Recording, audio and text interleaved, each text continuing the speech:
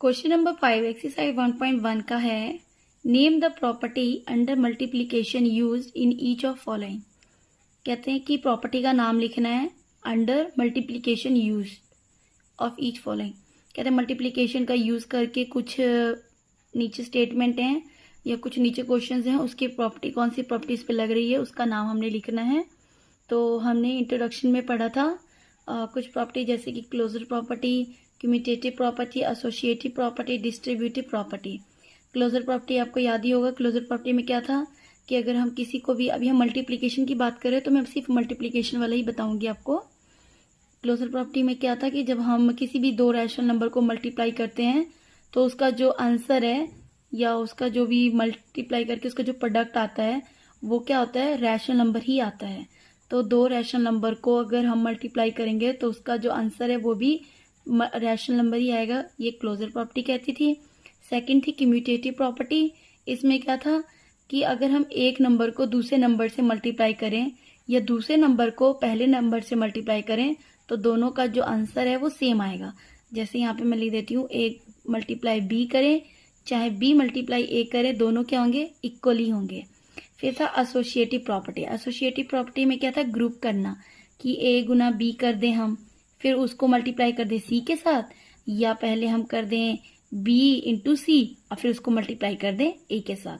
मतलब इसमें ग्रुप बनाए थे तो ये भी क्या होते हैं, इक्वली होते हैं। तो ये थी एसोसिएटिव प्रॉपर्टी। फिर हमने पढ़ा था डिस्ट्रीब्यूटिव प्रॉपर्टी। इसमें क्या था कि एक कोई भी कॉमन फैक्टर ले लो और अंदर दो नंबर का मल्टीप्लाई कर दो।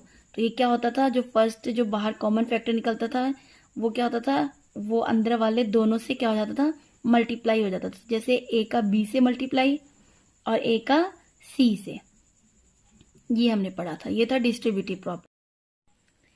एडिटिव इनवर्स क्या होता था कि एडिटिव इनवर्स में क्या होता था कि जो रैशनल नंबर है वो उसका नेगेटिव हो जाता था, नेगेटिव साइन हो जाता था, लेकिन जो वैल्यू है वो सेम रहती थी। जैसे पी बाई क्यू एक रैशनल नंबर है, वो अगर पॉजिटिव है तो वो नेगेटिव में चेंज हो जाता था, अगर वो नेगेटिव है तो वो पॉजिटिव में चेंज हो जाता था।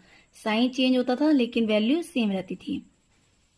और एडिटिव इनवर्स का एक और भी था कि नोट था कि अगर हम दो रैशनल नंबर को सम करेंगे ईच अदर तो उसका सम जो है वो 0 के इक्वल आएगा।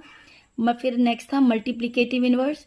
मल्टीप्लिकेटिव इनवर्स में क्या था कि जो हमारा रैशनल नंबर था पी बाई क्यू, वो उसका रेसिप्रोकल होकर क्यू बाई पी बन जाता था, उसे मल्टीप्लिकेटिव इनवर्स कहते थे। और मल्टीप्लिकेटिव इनवर्स में जो दो रैशनल नंबर का जब हम प्रोडक्ट करते थे वो 1 के इक्वल आता था। तो ये थी कुछ प्रॉपर्टी। इसके अलावा एक और प्रॉपर्टी है जो इसमें मैं आपको समझा रही हूँ, जो कि फर्स्ट क्वेश्चन में इंक्लूडेड है, आया हुआ है, इसलिए बता रही हूँ। ए को अगर हम 1 से मल्टीप्लाई करें या 1 को ए से मल्टीप्लाई करें तो वो ए ही आएगा। चाहे ए को 1 से कर दें चाहे 1 को ए से कर दें, वो उसका इटसेल्फ खुद जिससे हम मल्टीप्लाई करते हैं वही चीज आती है। इससे हम ये कह सकते हैं जो इसमें 1 है वो 1 जो है एक मल्टीप्लिकेटिव आइडेंटिटी है। तो ये एक नई प्रॉपर्टी है मल्टीप्लिकेटिव आइडेंटिटी की, कि 1 से मल्टीप्लाई करने से वो जो वैल्यू होती है, कोई भी रैशनल नंबर है उसको अगर हम 1 से मल्टीप्लाई कर देंगे तो रैशनल नंबर खुद ब खुद। क्वेश्चन नंबर 5 का फर्स्ट क्वेश्चन है, -4/5 into 1 into -4/5 is equal to -4/5। कहता है -4/5 को चाहे 1 से मल्टीप्लाई कर दो चाहे 1 को -4/5 से मल्टीप्लाई कर दो, वो किसके इक्वल आएगा, -4/5 के, मतलब उसके खुद के इटसेल्फ के बराबर ही आ जाएगा।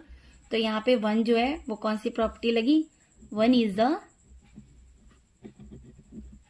Multiplicative identity. Multiplicative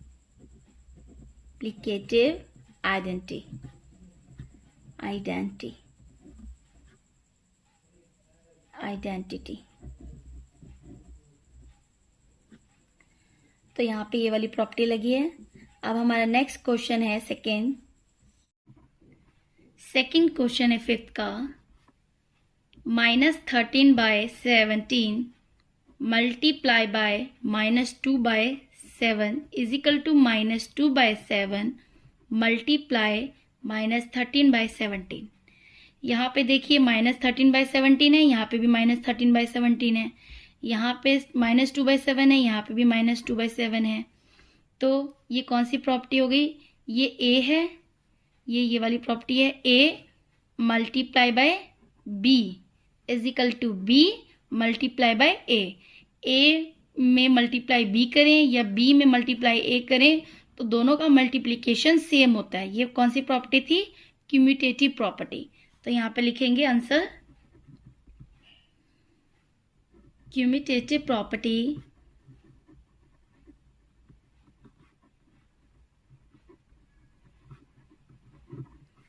but in multiplication, क्योंकि हमने जब प्रॉपर्टी वाली की थी, रैशनल नंबर की जब प्रॉपर्टी की थी उसमें हमने एडिशन वाला किया था। तो अभी इसमें हम कौन सी प्रॉपर्टी किस में लगा रहे हैं? मल्टीप्लिकेटिव में लगा रहे हैं। तो कम्यूटेटिव प्रॉपर्टी इन मल्टीप्लिकेशन या फॉर मल्टीप्लिकेशन।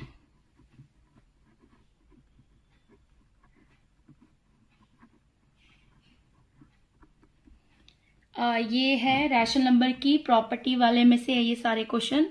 अगर आपको रैशनल नंबर की प्रॉपर्टी के बारे में थोड़ा इंट्रोडक्शन देखना है तो उसका लिंक मैंने डिस्क्रिप्शन बॉक्स में दे रखा है, वो वीडियो पे जाके आप प्रॉपर्टी के बारे में अच्छे से पढ़ लें। अब हमारा थर्ड क्वेश्चन है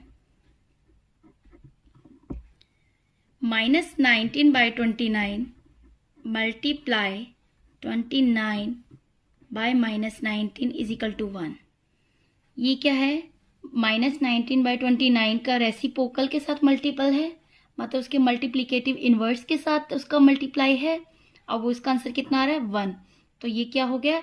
इसमें कौन सी प्रॉपर्टी लग रही है? मल्टीप्लिकेटिव इनवर्स वाली, क्योंकि मल्टीप्लिकेटिव इनवर्स में ही होता था कि रैशनल नंबर के मल्टीप्लिकेटिव इनवर्स के साथ जब मल्टीप्लाई करते हैं तो उसका आंसर 1 आता है। तो यहाँ पे वो प्रॉपर्टी लग रही है। यहाँ पे कौन सी प्रॉपर्टी लग रही है? मल्टीप्लिकेटिव इनवर्स वाली।